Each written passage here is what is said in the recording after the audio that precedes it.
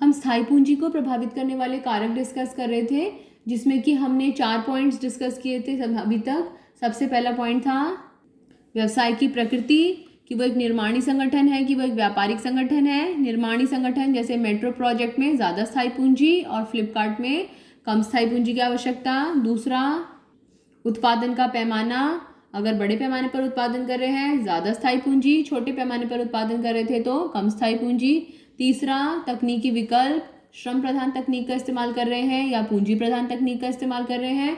श्रम प्रधान कम स्थायी पूंजी, पूंजी प्रधान ज़्यादा स्थायी पूंजी। और चौथा पॉइंट था हमारा तकनीकी उत्थान, कि कितनी तेज़ी से टेक्नोलॉजी में अपग्रेडेशन हो रहा है। अगर कंप्यूटर है, आईटी है, फैशन इंडस्ट्री है, तो वहाँ पर हमें जल्दी जल्दी इस मशीनों में बदलाव लाना पड़ता है, तो स्थायी पूंजी की आवश्यकता अधिक। और फर्नीचर उद्योग है तो ऐसे में हमें बहुत जल्दी जल्दी बदलाव करने की ज़रूरत नहीं होता है, तो हमें स्थायी पूंजी की आवश्यकता कम होती है। अब हम अपना 5वां पॉइंट डिस्कस करेंगे। हमारा 5वां पॉइंट है विकास के अवसर, ग्रोथ अपॉर्चुनिटीज़। सिंपल सी बात है, अगर हमारे पास विकास के अवसर ज़्यादा हैं तो ऐसे में हम ज़्यादा उत्पादन करेंगे, ज़्यादा मशीनें लगाएंगे, नए नए प्रोजेक्ट्स में पैसा लगाएंगे, तो हमारी स्थायी पूंजी की आवश्यकता अधिक होगी। और अगर हमारे पास विकास के अवसर है ही नहीं तो भाई ज़बरदस्ती मशीनों में पैसा क्यों लगाएंगे, ज़बरदस्ती नई नई मशीनें लाके क्यों खड़ी करेंगे, तो ऐसे में हमारी स्थायी पूंजी की आवश्यकता कम हो जाएगी। तो यहाँ पर क्या एक्सप्लेनेशन लिखा है हमने कि यदि कंपनी के पास विकास के अवसर अधिक हैं तो भविष्य में उसके उत्पाद की मांग भी अधिक होगी, और उस मांग को पूरा करने के लिए उस कंपनी को अधिक उत्पादन करना पड़ेगा, जिसके लिए कि उसे ज़्यादा स्थायी संपत्तियों की आवश्यकता होगी। और ज़्यादा स्थायी संपत्तियों की आवश्यकता का मतलब क्या है, ज़्यादा स्थायी पूंजी की आवश्यकता। और कम वाला एक्सप्लेनेशन लिखना है तो यहाँ पर ज़्यादा शब्द की जगह हम यहाँ पर कम कम लिख सकते हैं। यदि कंपनी के पास विकास के अवसर कम है तो भविष्य में उसके उत्पाद की मांग भी कम होगी और उसे पूरा करने के लिए कम उत्पादन करना पड़ेगा, जिसके लिए कम स्थायी पूंजी या कम स्थायी संपत्ति की आवश्यकता होगी। तो इस तरीके से आप इसका एक्सप्लेनेशन लिख सकते हैं। 6 पॉइंट है हमारा विविधीकरण। विविधीकरण को इंग्लिश में डाइवर्सिफिकेशन बोलते हैं। डाइवर्सिफिकेशन का मतलब आप कितने अलग अलग तरह के काम कर रहे हो। क्या आप एक ही तरह की वस्तु बना रहे हो या आप अलग अलग तरह की वस्तुएं बना रहे हो। आप केवल काले रंग के जूते बना रहे हो, आप एक ही मशीन से उसको बना लेंगे। आप काले रंग के जूते बना रहे हैं, आप लेदर के बना रहे हैं, कपड़े के बना रहे हैं, स्पोर्ट्स शूज़ बना रहे हैं, फैंसी शूज़ बना रहे हैं, लेडीज़ शूज़ बना रहे हैं, किड्स शूज़ एंड सैंडल्स बना रहे हो, स्लीपर्स बना रहे हो, रबड़ की चप्पलें बना रहे हो। तो विविधीकरण है आपके काम में, आप अलग अलग तरह के उत्पादों का निर्माण कर रहे हैं, तो ऐसे में आपको अलग अलग तरह की मशीनें चाहिए होंगी। तो अगर एक ही तरह की वस्तु बना रहे हो तो कम स्थायी पूंजी की आवश्यकता होगी। बहुत सारी तरह की वस्तुएं बना रहे हो तो अलग अलग तरह की मशीनें लगानी है, और अलग अलग तरह की मशीनें लगानी है तो स्थायी पूंजी की आवश्यकता अधिक हो जाएगी। तो यही हमने यहाँ पर लिखा है। अगर एक ही प्रकार की वस्तु बना रहे हैं, फॉर एग्जाम्पल सफ़ेद ही कपड़ा बनाना है बस, तो एक ही मशीन से बन जाएगा, ज़्यादा मशीनें तो लगाने की ज़रूरत नहीं है। लेकिन अलग अलग वस्तुएं बना रहे हो, आप काले रंग का कपड़ा बना रहे हो, पीले रंग का बना रहे हो, हरे रंग का बना रहे हो, प्रिंटेड बना रहे हो, बहुत अलग अलग तरह की वैरायटीज़ बना रहे हो, सिल्क बना रहे हो, वुल बना रहे हो। तो अगर आप अलग अलग तरह की वस्तुएं बनाएंगे तो ऐसे में आपको बहुत सारी मशीनें लगानी पड़ेंगी। एक ही तरह की वस्तु बना रहे हैं, एक ही मशीन से काम चल जाएगा। अलग अलग वस्तुएं बना रहे हो, अलग अलग मशीनें चाहिए होंगी। एक ही मशीन कम स्थायी पूंजी, अलग अलग मशीनें तो ज़्यादा स्थायी पूंजी।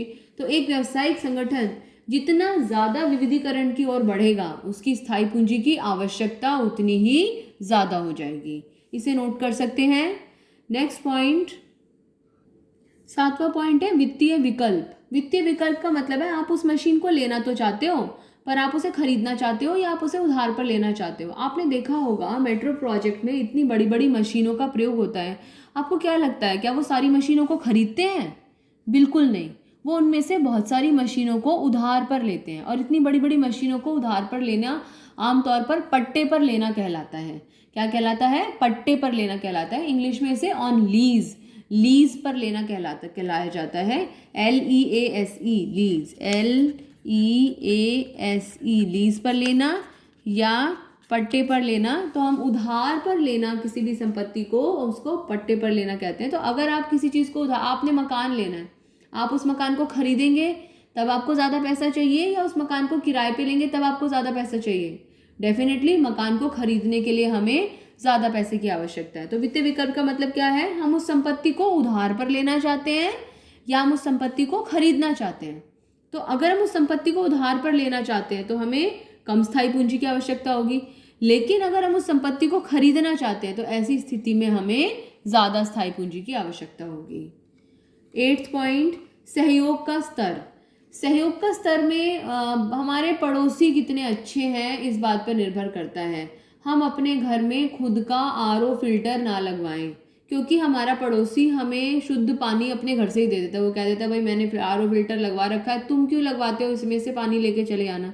पुराने ज़माने में एक टीवी होता था, पूरा गांव उससे टीवी देख लेता था। और गांव की क्या बात है, शहरों में भी पहले ऐसा ही था कि एक घर में फ्रिज है, एक घर में टीवी था और उससे बहुत सारे लोगों का काम चल जाया करता था। एक घर में फ़ोन होता था और 50 घरों का उससे काम चल जाता था। आज के समय में एक घर में हर व्यक्ति के पास अपना एक अलग से फ़ोन है और एक घर का फ़ोन है। तो यानी कि अगर हमारा सहयोग का स्तर अच्छा है तो हम दूसरे व्यक्ति की वस्तु का भी इस्तेमाल कर सकते हैं। तो ऐसे में हमें अपनी खुद की स्थायी संपत्ति को खड़ा करने की ज़रूरत नहीं होती है। इसका बहुत अच्छा एक एग्जाम्पल ATM मशीन का है। अगर एक बैंक के ग्राहक किसी दूसरे बैंक के ग्राहक दूसरे बैंक का ATM इस्तेमाल कर सके, अगर दोनों बैंक आपस में समझौता कर लें और एक बैंक जो है वो दूसरे बैंक का ATM इस्तेमाल करने की परमिशन दे दे, ऐसे में उस बैंक को अपना खुद का ATM स्थापित करने की ज़रूरत नहीं रहेगी, तो उसकी स्थायी पूंजी की आवश्यकता कम हो जाएगी। तो हमारा सहयोग का स्तर कैसा है? हमारा सहयोग का स्तर अच्छा है या हमारा सहयोग का स्तर खराब है? हमारा जो प्रतियोगी है, हमारा जो साथी है, वो हमारी मदद करने के लिए तैयार है क्या? यदि वो हमारी मदद करने के लिए तैयार है तो हम उसकी संपत्ति का इस्तेमाल कर सकते हैं। तो ऐसे में हम कम स्थायी पूंजी से भी काम चला सकते हैं। और अगर हमारा सहयोग का स्तर खराब है तो फिर तो भैया अपनी अपनी मशीनें लगाओ, अपनी अपनी संपत्तियां खरीदो, तो ऐसे में स्थायी पूंजी की आवश्यकता अधिक होगी।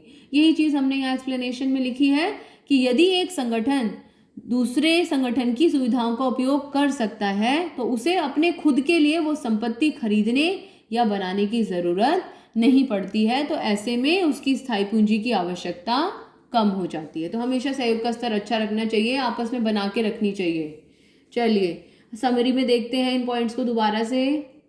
स्थायी पूंजी को प्रभावित करने वाले कारकों में 8 पॉइंट्स हैं। कितने पॉइंट्स हैं? 8 पॉइंट्स हैं। वित्तीय नियोजन के महत्व के 7 पॉइंट्स थे। वित्तीय नियोजन के उद्देश्य के 2 पॉइंट्स थे।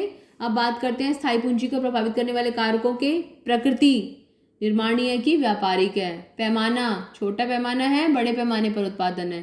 तकनीकी विकल्प, पूंजी प्रधान तकनीक का इस्तेमाल करने जा रहे हैं या श्रम प्रधान तकनीक का इस्तेमाल करने जा रहे हैं। तकनीकी उत्थान, तेज है या धीरे है। विकास के अवसर, हमारे पास कम है या विकास के अवसर ज़्यादा है। विविधीकरण है या नहीं है।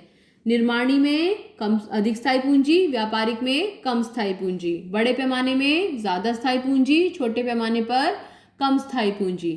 पूंजी प्रधान, ज़्यादा मशीनें, ज़्यादा स्थायी पूंजी। श्रम प्रधान, कम मशीनें, कम स्थायी पूंजी। तकनीकी उत्थान, बहुत तेजी से संपत्तियों में चेंज लाना पड़ रहा है, ज़्यादा स्थायी पूंजी। विकास के अवसर ज़्यादा हैं, ज़्यादा स्थायी पूंजी। विविधीकरण बहुत ज़्यादा है, ज़्यादा मशीनें, ज़्यादा स्थायी पूंजी। 7th पॉइंट, वित्तीय विकल्प, उधार पे लेना है, कम स्थायी पूंजी, खरीदना है, ज़्यादा स्थायी पूंजी। सहयोग का स्तर, दूसरा मदद कर देगा, कम स्थायी पूंजी से भी काम चल जाएगा। सहयोग का स्तर खराब है तो ज़्यादा स्थायी पूंजी की आवश्यकता पड़ेगी। तो स्थायी पूंजी को प्रभावित करने वाले कारक, इस वीडियो को एक बार फिर से देख के उन पॉइंट्स को नोट कीजिएगा कि आपको कितने पॉइंट्स याद आते हैं। नेक्स्ट वीडियो में कार्यशील पूंजी क्या होती है और उसको प्रभावित करने वाले कारक क्या होते हैं, ये डिस्कस करेंगे।